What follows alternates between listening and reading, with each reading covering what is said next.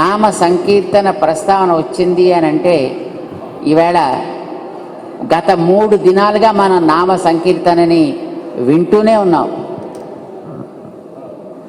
దీన్ని నిర్వహించినటువంటి మహానుభావులు దుర్గా ప్రసాద్ స్వామి హనుమద్ దీక్షా పీఠము అని స్థాపన చేసి ఇక్కడ మనకి పాత పాల ఫ్యాక్టరీ దగ్గర ఒక అద్భుతమైనటువంటి ఆంజనేయ స్వామిని మొట్టమొదట నిర్మాణం చేశారు. బహుశా 20 సంవత్సరాలు అయిందని అనుకుంటా. ఆ మూర్తిని ప్రతిష్ఠ చేసేటటువంటి అవకాశం అప్పట్లో మాకే కలిగింది.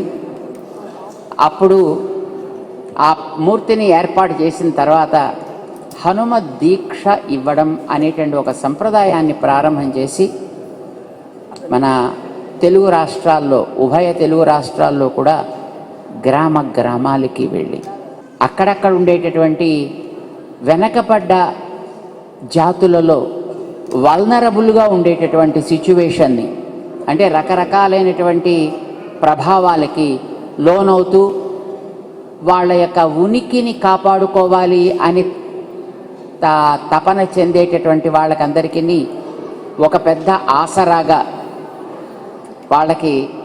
వాళ్ళందరికీ కూడా దీక్షను, హనుమత్ దీక్షనిచ్చి ఆ హనుమత్ దీక్ష ద్వారా వాళ్ళందరినీ తయారు చేయడంతో పాటు వాళ్ళందరికీ కూడా ఒక మంచి కేంద్రం ఇక్కడ విజయవాడలో ఉన్నట్టుగానే హైదరాబాద్లో కూడా ఒక అద్భుతమైనటువంటి కేంద్రాన్ని ఏర్పాటు చేసి సమర్థవంతంగా నిర్వహిస్తున్నారు. గ్రామ గ్రామాల్లోనూ అద్భుతమైనటువంటి హనుమత్ దీక్ష ప్రభావాన్ని ప్రచారం చేస్తున్నారు.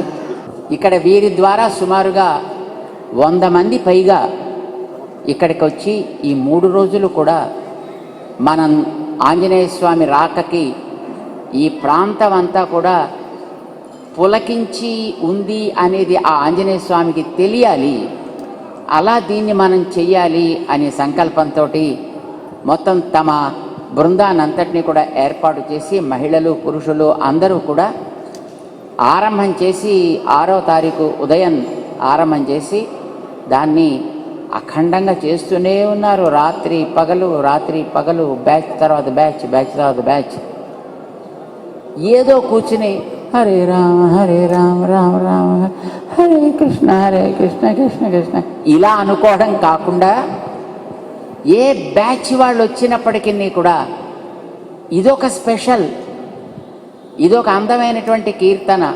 అబ్బా ఎన్ని రాగాలో, ఎన్ని రకరకాలుగా హనుమాన్ చాలీసాని మొత్తం అన్ని రాగాల్లోనూ కూడా ఆలపించి అద్భుతమైనటువంటి ఆనందం కలిగించారు.